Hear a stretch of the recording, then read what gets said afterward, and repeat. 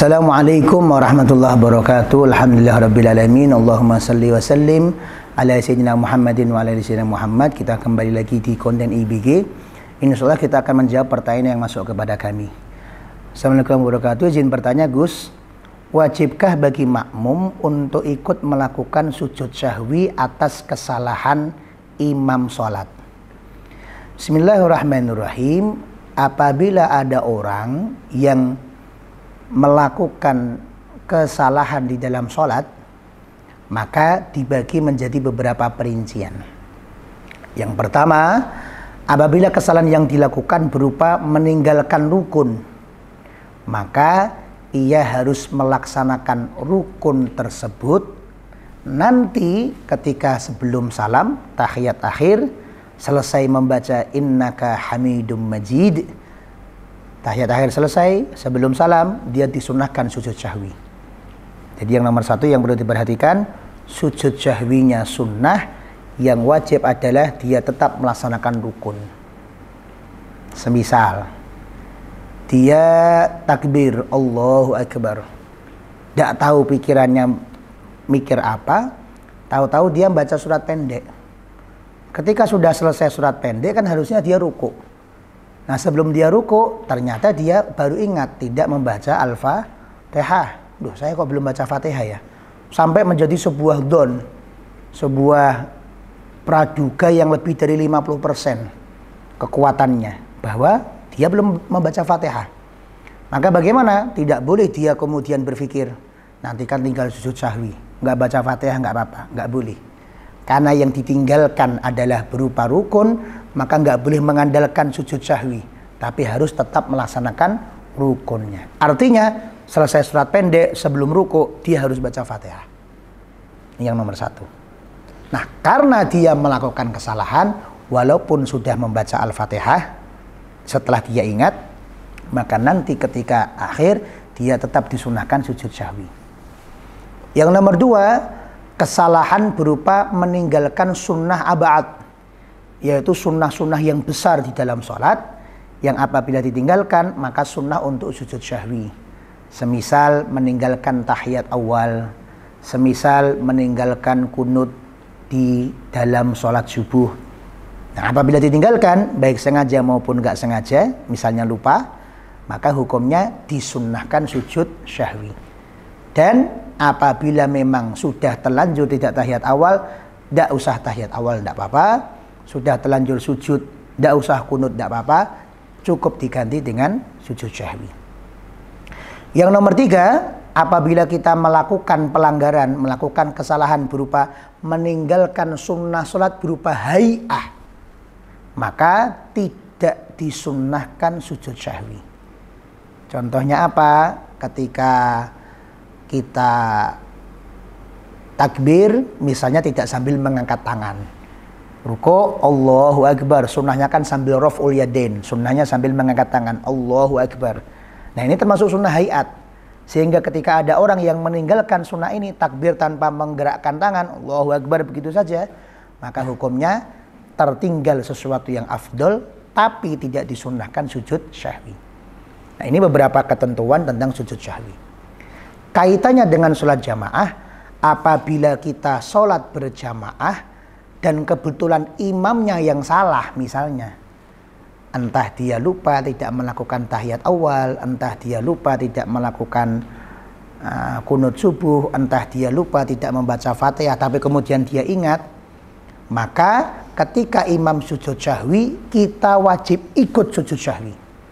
Bukan gara-gara sujud syahwinya wajib. Tadi kita sampaikan, sujud syahwinya hukumnya tidak wajib, tapi sunnah. Kenapa kita wajib ikut imam sujud syahwi, Gus? Karena di dalam hubungan berjamaah, ini ada syurutul jamaah. Ada syarat-syarat berjamaah. Kenapa? Karena sholat jamaah ini adalah hubungan sholatnya makmum dengan hubungan sholatnya imam. Rabitatu sholatil makmum bi sholatil imam. Ada tali hubungan. Sehingga tali hubungan ini harus dijaga keberlangsungannya dengan syarat-syarat yang diatur oleh syariat. Salah satu syaratnya adalah mutaba'atul makmum bil imam. Makmum mengikuti imam pada gerakan-gerakan yang tampak, dan apabila tidak mengikuti maka akan kelihatan kerusakannya. Contoh, apabila ada imam tahiyat awal, kita tahu belajar fikih tahiyat awal kan hukumnya sunnah, nggak tahiyat awal nggak apa-apa. Akhirnya ketika imam tahiyat awal kita menyengaja tidak ikut tahiyat awal, maka ini pelanggaran. Dengan apa? Dengan tidak mengikuti imam pada gerakan-gerakan yang tampak. Maka makmum ketika itu sholatnya terputus dengan imam, otomatis sholatnya batal. Kecuali jika dia niat sholat sendiri. Tapi kalau dia tetap menggabungkan, saya niat makmuman kepada imam ini, kok imamnya gerak tidak kita ikuti, imamnya tahiyat awal tidak kita ikuti, maka sholat kita ketika itu batal. Imamnya kunut subuh, habis i'tidal kunut subuh. Kita tahu kunut subuh kan hukumnya sunnah. Dah, saya nggak mau kunut subuh, langsung sujud. Gerakan kita menyengaja seperti itu, tidak mengikuti gerakan imam, membatalkan sholat kita. Jadi yang wajib bukan sujud syahwinya, yang wajib adalah gerakan-gerakan imam yang tampak tersebut wajib untuk kita ikuti.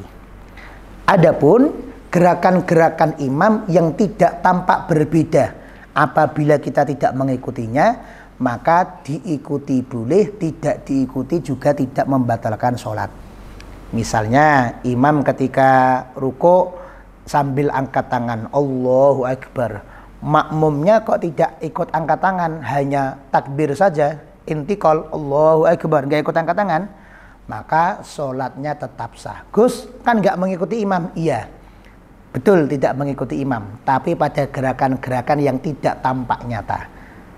Tidak berarti harus mengikuti imam, imamnya batuk, makmumnya batuk.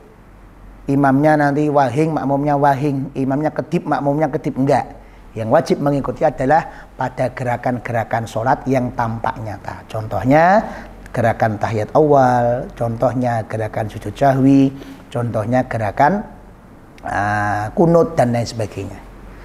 Poin yang terakhir, ada juga ketentuan justru makmum tidak boleh mengikuti gerakannya imam. Jika apa? Jika makmum yakin imamnya salah. Contohnya, makmum sudah yakin ini adalah rakaat keempat. Sujud, ini sudah sujud terakhir. Habis ini tahiyat akhir.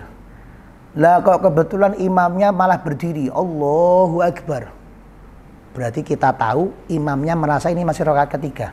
Padahal kita yakin ini sudah rakaat keempat. Maka kita ingatkan dengan bacaan tasbih subhanallah. Imamnya ternyata tidak mau diingatkan, kekeh dengan pendapatnya. Maka apa yang kita lakukan? Tidak boleh ikut kepada imam. Karena kita ketika itu yakin bahwa yang kita lakukan benar. Ini sudah rakaat keempat. Imam kok malah naik? Apa ada sholat rakaatnya sampai 5? Tidak ada. Maka yang kita lakukan adalah habis sujud tetap tahiyat akhir, jangan salam. Tetap membaca at-tahiyatul mubarakatus sholawatut thayyibatul sampai akhir. Jangan salam dulu, menunggu imam, nanti salamnya bersama dengan imam. Membaca apa Gus? Silahkan dipanjangkan, membaca doa dengan bahasa Arab, membaca dzikir, membaca surat pendek dan lain sebagainya, boleh sambil nunggu imam. Nanti ketika imam sudah menyusul tahiyat akhir, kemudian dia salam, kita ikut salam. Assalamualaikum warahmatullahi wabarakatuh. Setelah itu baru debat. Sebenarnya yang betul itu imamnya atau makmumnya. Nanti sambil menghadirkan saksi yang ada di kanan kiri kita. Saat jenis yang benar imamnya, apa yang benar sayanya sebagai makmum.